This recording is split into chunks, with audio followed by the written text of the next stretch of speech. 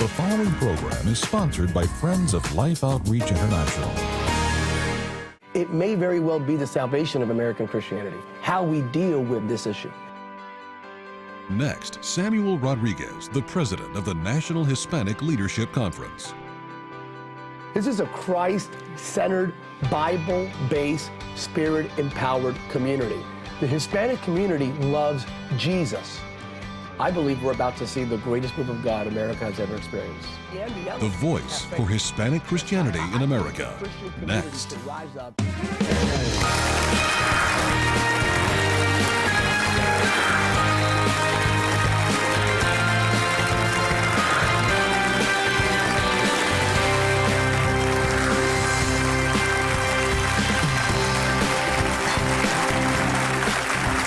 Thank you. Thank all of you. It is really a privilege to come and share this time with you. I'm James Robinson. My wife Betty and I are thrilled to have Sammy Rodriguez with us. I think most of you know the book Indivisible is really a call to prayer and to action to help restore faith, family, and freedom before it's too late. It's not too late. This is a book filled with hope. And one of the things we talk about in Indivisible, which is a major problem, is the issue of immigration and how we're going to deal with it. Sammy, I want you to know that I appreciate you and your leadership, and you and I have had some tremendous time seeking the Lord with a lot of leaders. May I ask you this, when you came even here, and when you heard about other prayer meetings and you saw all these different denominational leaders coming together, groups that had been basically taught to avoid one another, right, and including Catholics coming with Protestants and all of us coming together before the Lord, did you find the gathering and the presence of God there to be rather, let's say, surprised that they would come together and that the manifestation of the Spirit of God would be so great on such a diverse group? The spirit of Acts chapter 2 permeated the room. It's coming together in one accord, and in unity precedes Pentecost in a powerful outpouring to speak the language of those around us, to see the body of Christ coming together, every denomination, every single segment, coalescing around biblical truth. I think that we stand at the precipice of the greatest awakening we have ever experienced. I'm not a pessimist. I believe we're about to see the greatest move of God America has ever experienced. Well, and that is my hope. You know, the book Indivisible is a book of hope. I think the Bible is a book of hope. I think Christ in us is the hope of glory, His manifest presence on our lives in the here and now, and He's coming for a church that is in that glory. I think a church living in glory will make a kingdom imprint on the culture. We got a very serious problem. Would you agree with the immigration violations, all of the illegals, the tension that prevails not only in Congress but throughout the land? It seems to me, Sammy, that we can't even have a normal conversation to address the plight of the people who are sort of caught in this the tension of this division, dissension, and hostility and animosity. I mean, it just permeates the whole country to where you think, can we even address the situation in a meaningful, realistic way? But this conversation is not a futile conversation. It may very well bring about, now hear me now, without being presumptuous or creating some sort of hyperbole as it pertains to rhetoric, it may very well be the salvation of American Christianity, how we deal with this issue. Let me lay it out a bit. 50 million Hispanics in America, 50 million Hispanics. Out of the 50 million Hispanics, 65 to 69% identify themselves as Roman Catholic. 20% to 24% born again or evangelical. Out of the 69%, let's say, Roman Catholic, 54% identify themselves as Catholic charismatic. The majority of Protestants are evangelical / charismatic. It is the only ethnicity in America, the only ethnicity where the majority identify themselves as Spirit empowered. This is a Christ-centered, Bible-based, Spirit-empowered community. The Hispanic community loves Jesus. It is a Christ-centered community. So if we would have any immigrant group coming to America, would we not prefer those that follow the values of our founding fathers and adhere to our Judeo-Christian value system? So first and foremost, it's a prophetic community. Now, I understand the issue of illegality. Many came in without proper documentation. They came in here illegally. But I believe that the very prophetic purpose of the community lies embedded in the term Hispanic. Let me break this down for you. 2 syllables. First, his, capital H. Second, panic. It's the panic part that everyone has focused on. And that's the part that everyone coalesces around. But it's Hispanic. This community is not here to teach America salsa, merengue, or cha-cha-cha. The community is not here to increase anyone's dividend portfolio who has invested wisely or unwisely in Taco Bell. We're not here to prompt anyone to press 1 for English or 2 for Spanish. I believe that we are here to bring panic to the kingdom of darkness in the sovereign name of Jesus Christ. You know, I grew up where I was 10% white. There was some black, and they were mostly Hispanic. And I grew up poor. Mm-hmm. I grew up without a father. But I grew up looking at people as having value. Sure. And potential. And it always puzzled me, even when I didn't know Christ, and I was just a kid that wanted hope and opportunity, and I looked out in America and saw possibility. I saw the same thing every Hispanic that came across the river or came from Central America and somehow got into our country. Every one of them that came, they saw hope and possibilities, right? Absolutely. That's how they were coming. It's wrong that they came illegally. Absolutely. It's wrong that they didn't respect our laws. Agreed. It's wrong they didn't honor the laws.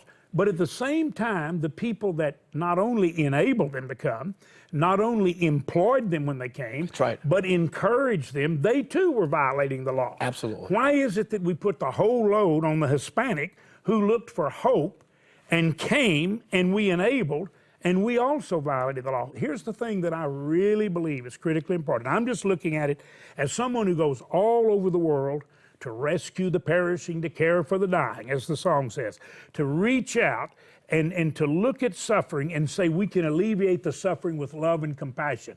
We happen to have, watching all over the world, I don't care if you're down under, I don't care if you're in the UK or up above us in Canada, or you're down in South America or right here in the United States. The people watching this program, they say, we feel the heart of God for the suffering.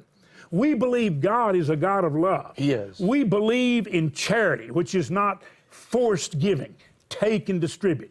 We believe in pouring love out on people. That's what our viewers do. Our viewers believe in prayer. Now, here's the deal.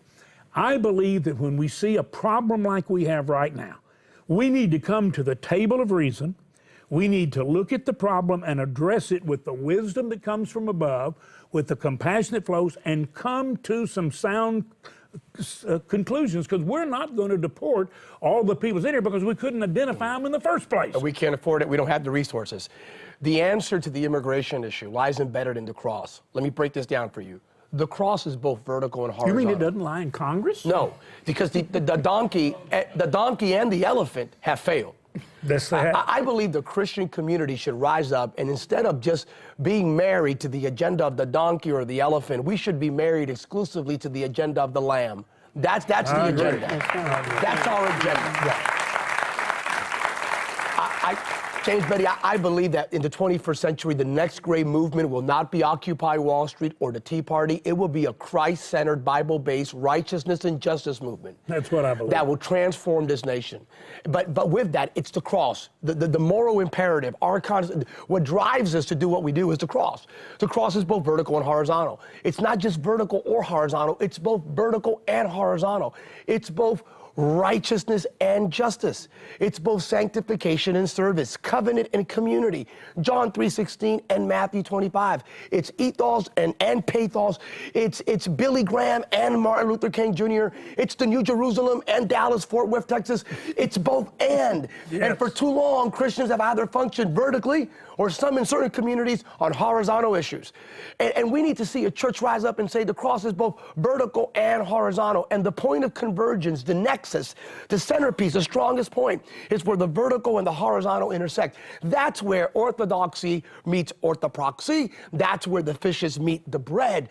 That's righteousness and justice. That's what you do with this program. Immigration solution, it's Leviticus 19 and Romans 13. It's treat the stranger amongst you as one of your own, because you were once an immigrant in Egypt. With respect the rule of law. I think there's a Christian answer to the immigration, to this immigration crisis in America. I propose the following. I propose we look at those that are currently here. First of all, as Christians, we should be opposed to illegal immigration. How about that? Absolutely. We are a sovereign nation.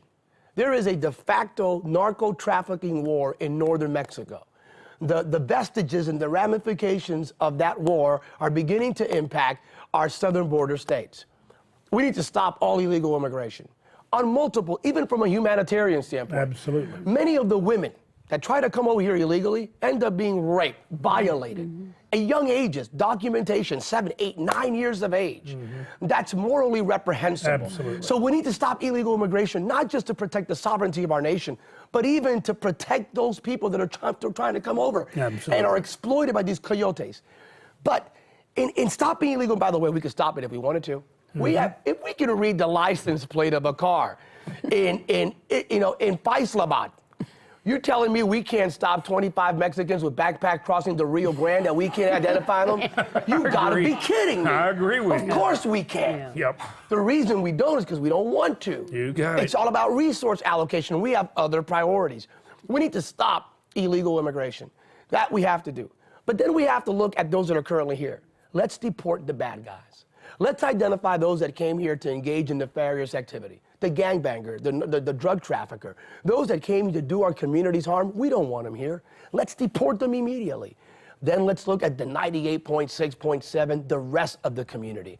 These wonderful, wonderful, God-fearing, family-loving, faith-filled, freedom-loving individuals that came here to give their children a better day. Someone just reminded me, matter of fact, your son just reminded me, that the economic disparity between the United States and Mexico is the greatest disparity between two nations that share a border.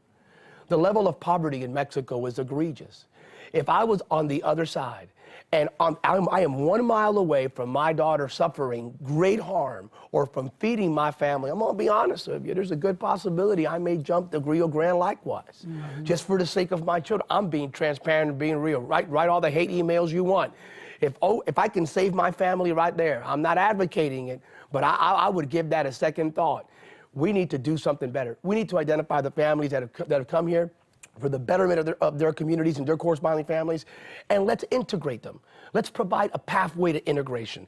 If you're here and you're self-sustaining, you're not going to depend on welfare or government subsidies, but you're already working.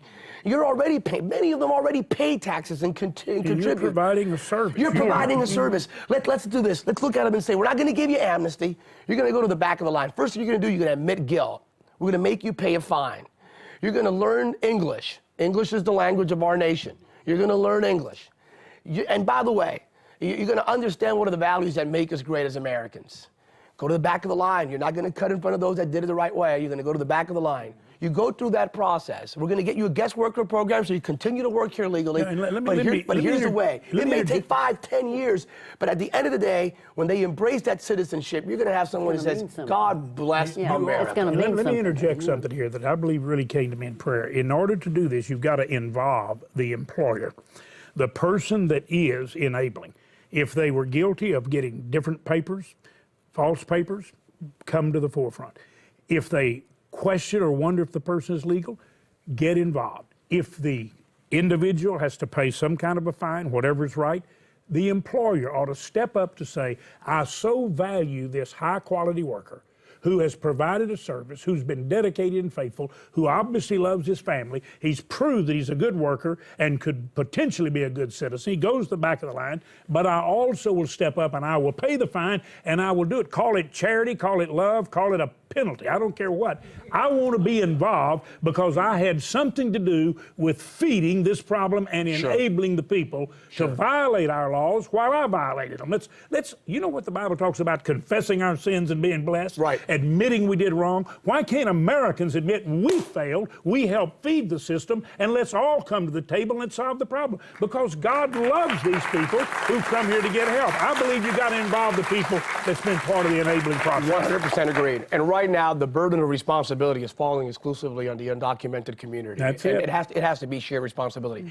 At the end of the day, I do believe that's a viable solution. I call it a just integration solution to the immigration crisis. The problem is the politicians on Capitol Hill They don't want to see that. They're playing political football. The Democrats believe that this is a natural voting constituency. That's the right. Republicans think that if a Democratic president would sign a law that provides this sort of immigration solution, that they're locked in, the community's locked in to vote Democrat for years. So both political parties, are suffering of myopia. They don't understand. They really don't. By the way, they care more about the party than they do people, which means they're as far from the heart of God as you can get on planet Earth. We have got to care about the people. Doesn't mean we compromise laws, don't compromise our principles, but we need to line up and focus on getting it right, which means both parties have got to get at the table of reason and sit down and have a civil conversation and work through it. And it means everybody knows how to pray, has got to pray they'll do it, and those of you who know how to vote, we're going to insist that we get it corrected. Forget the politics.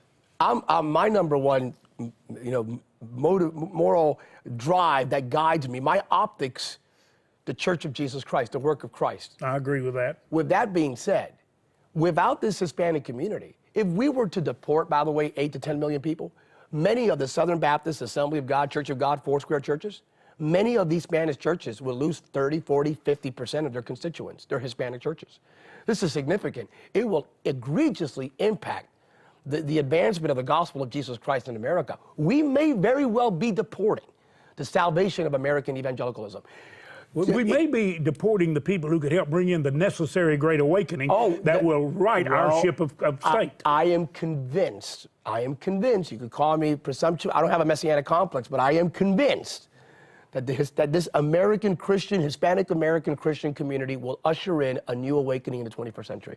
I believe the next great awakening won't have names as Edwards or Whitfield or Spurgeon or Moody, but it will have Rivera and Sanchez and Padilla and Martinez. That's all right. To God be the glory. I just want to see it awaken. We're about to see that. I think what I hear you saying is that as Christians, we've got to quit being passive and saying, "Oh, this will work all out," and leave it to someone else. We as Christians need to become active. But I wake up in the morning. I don't see myself as a Hispanic person. I'm a fourth-generation American and proud to be so. My cousin died in Iraq.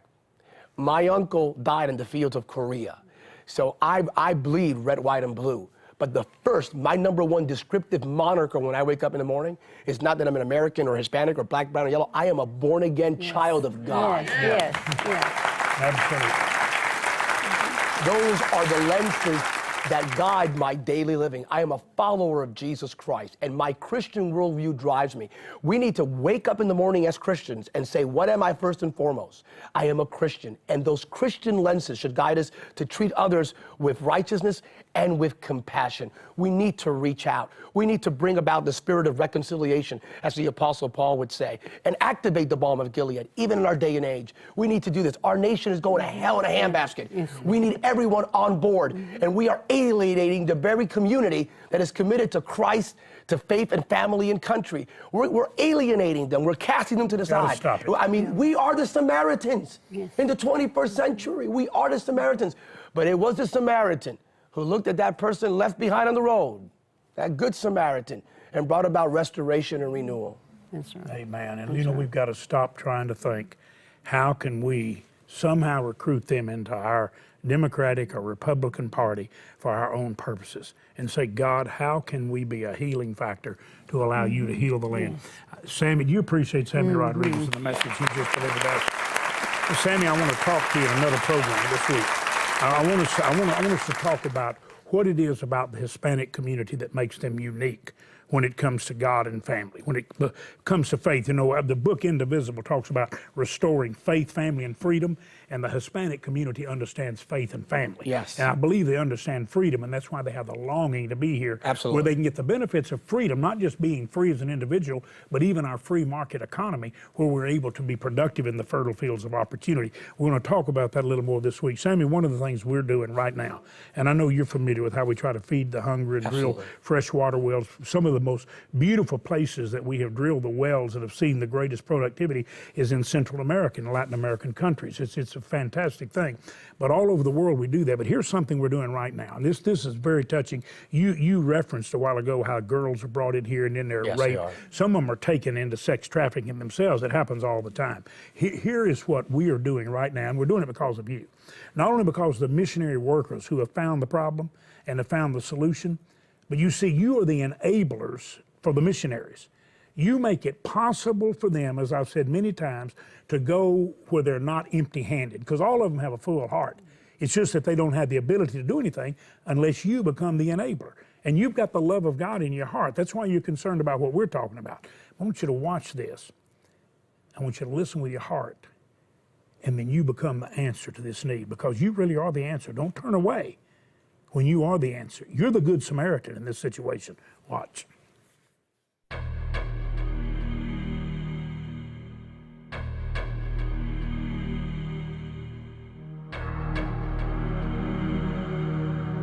Saru, a mother of 4 daughters, has experienced the unimaginable, having a child kidnapped and trapped by a sex slave trader. Geeta, her oldest daughter, was taken from her home by a human trafficker, drugged, tortured, raped, and forced into sex slavery against her will. But by the grace of God, she eventually escaped during a police raid and was able to make her way back home. The horror of what happened to Geeta weighs on Saru's mind constantly.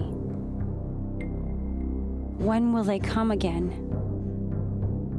Who will be the next child I lose to these monsters? The only bright spot left in Saru's life are her children and grandchildren. And out of desperation, Saru has asked a most courageous question. Will you please take my children and grandchildren and put them in a safe place?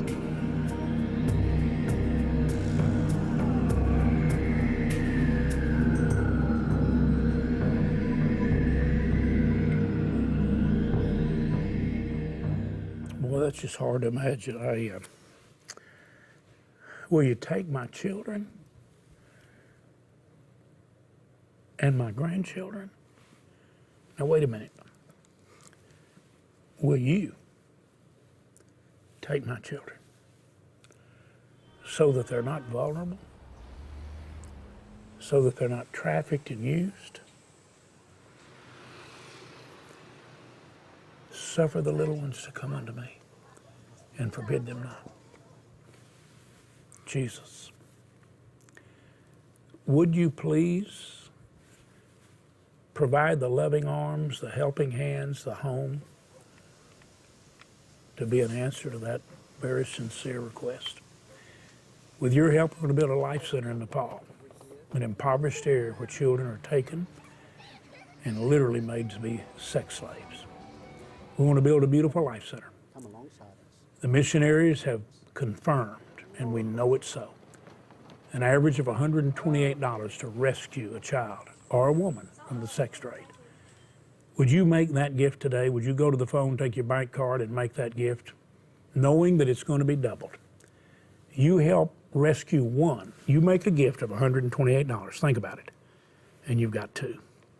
And this is the last week for Rescue Life in this emphasis. Would you help? The Life Center, I'm asking you very directly to make gifts of $1,000 or more. We're going to have $250,000.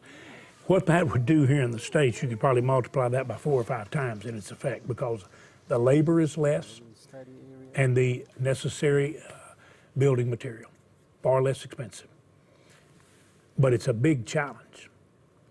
Would you make a gift to help us build that center during this last week? Father, I pray everyone watching will be an answer to that request. Take my children, take my grandchildren. Jesus, we receive them. Would you enable the mission workers? Would you enable us to build that life center in Nepal, to rescue as many as possible? We want to send you beautiful gifts to say thank you. Giselle has put women to work who were trafficked, making beautiful necklaces and learning other trades. We'll send you one of the necklaces to say thank you. You help us rescue one. We're sending Indivisible to focus your prayers and literally to give you, as one person who interviewed us said, this is body armor to win the battle we're in, literally for the soul and future of our nation. We'll send that to you to say thank you. The Lion and the Lamb bronze to say thank you for helping us build the Life Center. Would you go to the phone or go online, lifetoday.org? make the gift God put on your heart. Thank you so much for doing it. Human trafficking. It's impossible to believe, but at this very moment, innocent children, many very young, are being sold and forced into sexual slavery and exploited in every way imaginable, and someone must save them.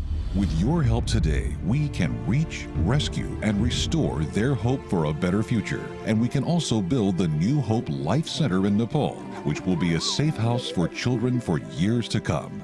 And now a miracle opportunity of a $384,000 matching gift. With a cost of $128 to rescue a child, that means your gift of $128 will be matched to help rescue 2 children, and $64 will be matched to help rescue 1 more child. With your gift, please request Indivisible by James Robison and Jay Richards, a soul-stirring read for every Christian who desires to restore America to the values that formed our strong foundation, built on faith, family, and freedom.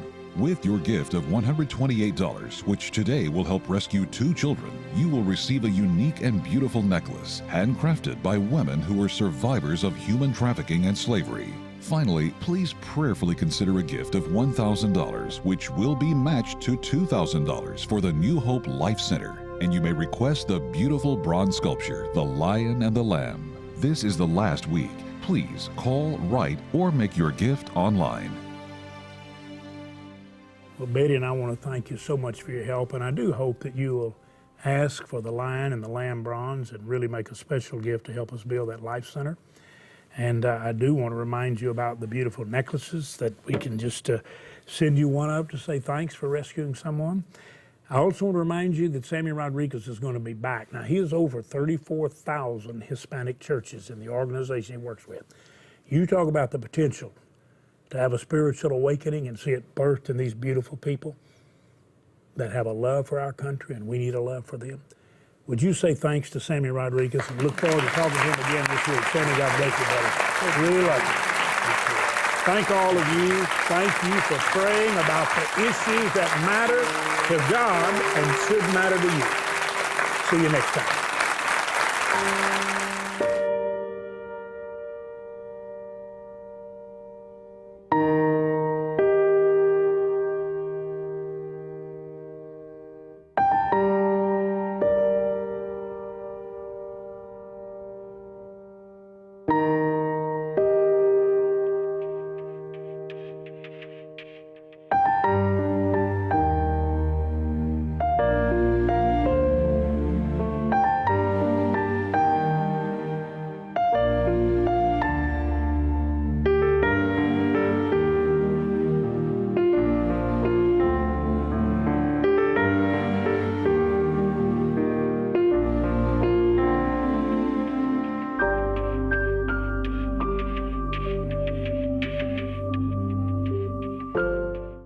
Tomorrow, facing the immigration problem.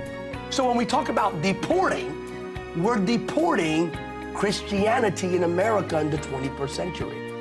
Life Today is made possible by the supporters of Life Outreach International. Your gift will be used exclusively for the exempt purposes of life. The ministry features specific outreaches as examples of the programs it supports and conducts. Gifts are considered to be without restriction as to use unless explicitly stipulated by the donor. The ministry is a member of the ECFA.